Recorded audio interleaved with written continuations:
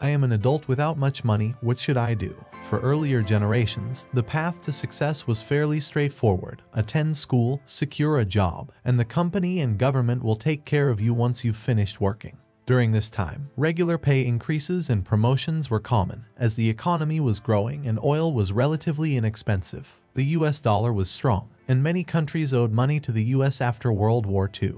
Now, the rules of money have changed drastically. Today, people must be proactive and strategic in order to ensure success. Education, networking, and taking financial risks can all play a part in creating a successful future. In 1971, our dollar shifted from a money-backed currency to fiat currency, meaning the government could print more of it faster than individuals could save it. Then, in 1974, large corporations began informing their employees that they would not be taking care of them for life. In 1996, the Telecom Reform Act was passed, which enabled businesses to hire workers from countries such as China, India, and Ireland at a much lower cost. This has had a major impact on the rules of money and employment today, as it has allowed global corporations to outsource jobs and hire workers at a fraction of the cost. When I was a kid, the only people who were threatened by foreign competition were blue-collar workers. As you know, many factory jobs went overseas. After the 1996 Telecom Reform Act was passed, white-collar, college-level jobs started to be outsourced overseas. This was due to the act, which enabled companies such as Global Crossing, which no longer exists, to lay miles of fiber optic cable all over the world, making it easier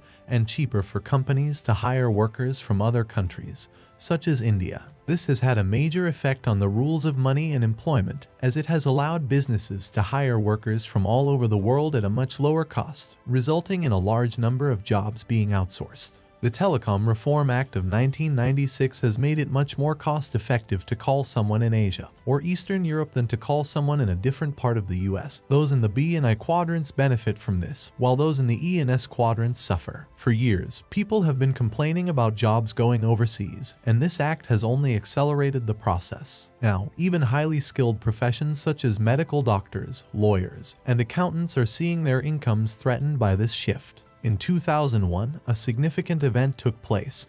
China was accepted as a member of the World Trade Organization, WTO. This was beneficial for those in the business and industry quadrants, but could be seen as an issue for those in the entrepreneurship and service quadrants. Asking for a raise.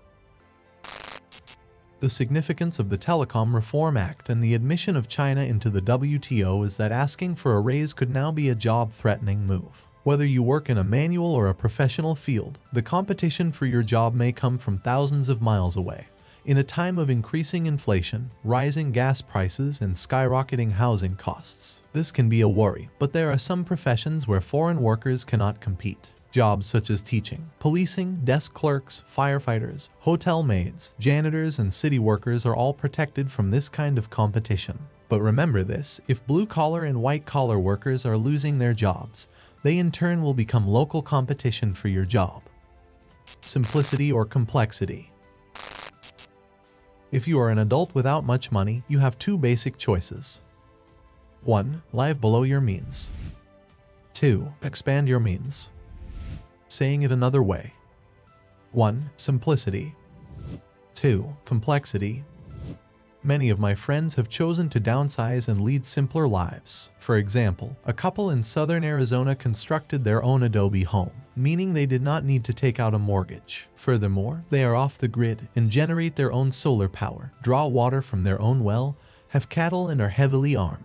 The husband has a military pension and only goes into town once a month for essential items. They are content with their simplified lifestyle. Similarly, many baby boomers are relocating to Mexico or Costa Rica in order to enjoy the same simpler life, but at a much lower cost. Donald and I have opted for a more intricate life. We do business 24/7 since we have investments globally. We own multiple homes, stay in constant communication with our headquarters, and are on the move constantly. Kim and I adore our life, we have friends from all parts of the world, and our lifestyle allows us to maintain long-distance relationships, both personal and professional.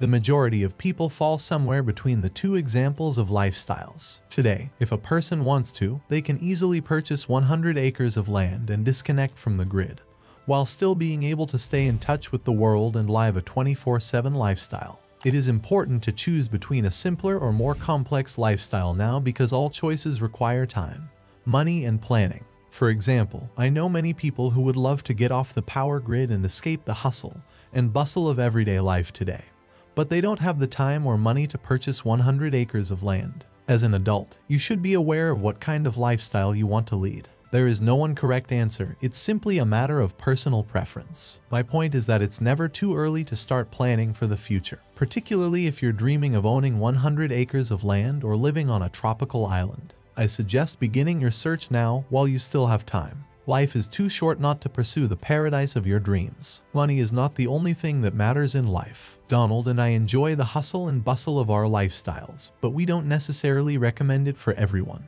It is important to decide what kind of lifestyle you want and to make the necessary preparations to achieve it. If a more fast-paced, financially lucrative life is appealing to you, you may need to add complexity to your life. Increasing your complexity means increasing your financial awareness of the world around you as well as the world in front of you. For example, when I wake up, I need to know how the markets in Asia and Europe are doing.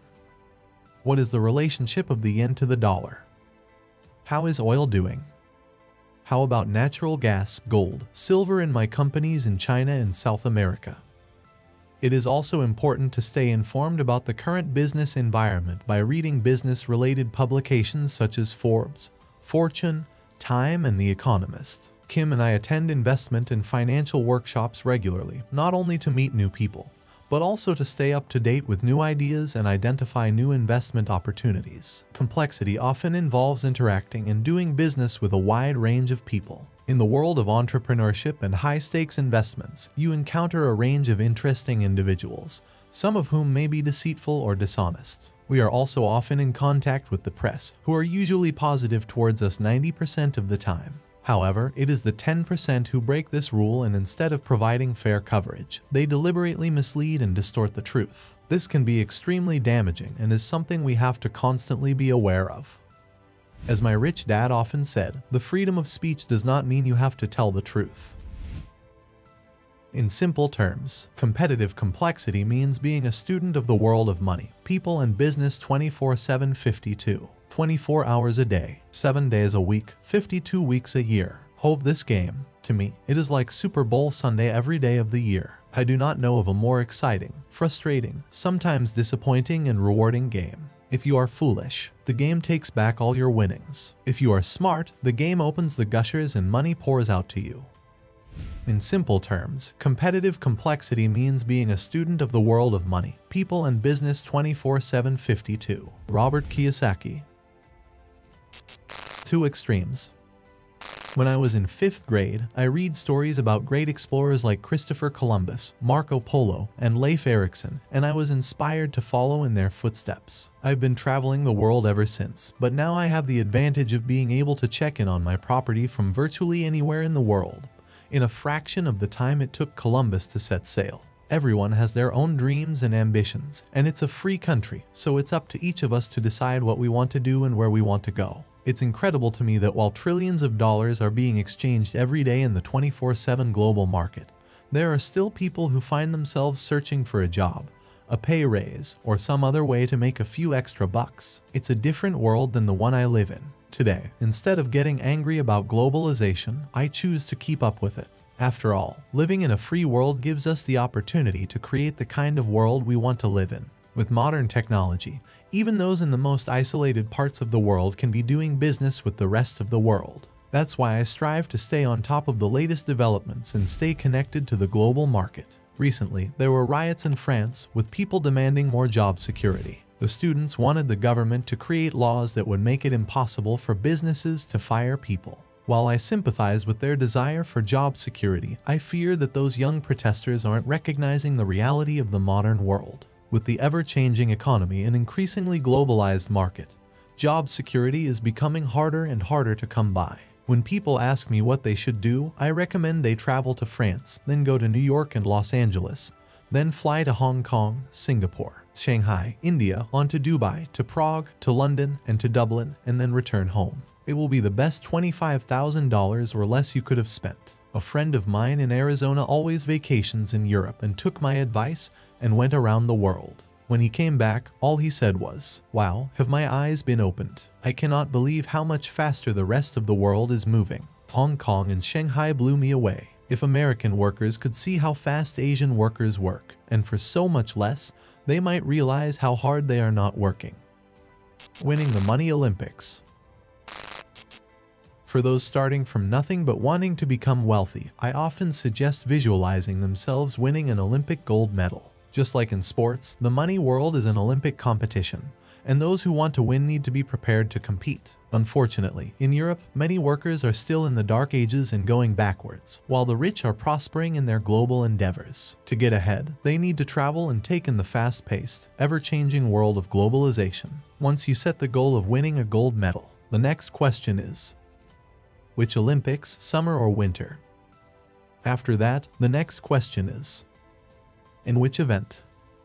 Do you want to be a gold medalist in the 100-yard dash, water polo, rowing, figure skating, downhill skiing, snowboarding, hammer throwing, or shooting? Once you choose which event, then study, train, hire a coach, enter smaller events, and dedicate your life to winning. If you are not willing to dedicate your life to winning, I doubt you have a chance of winning the Olympics or becoming rich. When I look back on my life, I realize that although I failed English, typing, and accounting in school, I am now best known as a writer, spending most of my time typing and writing about accounting. While I may not be the best at these tasks, I am determined to succeed. Assess the facts. It is important to be honest with yourself and ask, am I keeping up with the world, or am I falling behind? If you are falling behind, you may need to simplify your life and live below your means. On the other hand, if you want to take part in globalization and become more complex, you can make the necessary adjustments to your lifestyle. Whatever path you choose, it is important to assess the facts and make the best decisions for your future. The following are some basic steps I recommend. 1. Find friends, new or old, or join a club with people who think the way you want to think. 2. Travel more. Take trips to learn and grow, see the world. 3. I recommend you read The World is Flat by Thomas Friedman, The Dollar Crisis by Richard Duncan, A Whole New Mind by Daniel Pink, The Coming Economic Collapse by Stephen Lieb, The America We Deserve by Donald Trump. If you are behind the times, reading and discussing these books will give you a unique perspective on the world that is different from what our politicians and financial planners tell us. By studying these books, preferably in a group, you will be able to look beyond the problems of our world and see the exciting new world that is arising and the countless opportunities for becoming wealthier than you ever thought possible. Instead of living life like an ostrich, as most people do, you may want to soar like an eagle and enjoy a life that only 10% of the population will know. In conclusion, if you should decide to live in the more complex world of our global society, I strongly recommend you learn the following subjects. 1. Fundamental investing. This is the ability to read numbers. If you are going to invest in a business, real estate, or a stock, it is important to be able to read numbers. They are an important part of financial literacy. Cashflow 101 was designed and created to teach the basics of fundamental investing. 2. Technical investing. Technical investing is essential in today's volatile world. Technical investing requires knowing how to invest when markets are going up and when markets are going down. The technical investor knows how to make money regardless of which direction the market is moving. More importantly, technical investing is essential for teaching investors to invest with insurance. As I have said many times, professional investors invest with insurance. Amateurs do not. One of my concerns with mutual funds is that besides not being able to borrow money to buy mutual funds, you generally cannot buy insurance against market crashes. That is extremely risky. Cashflow 202 was designed to teach you the ins and outs of technical investing.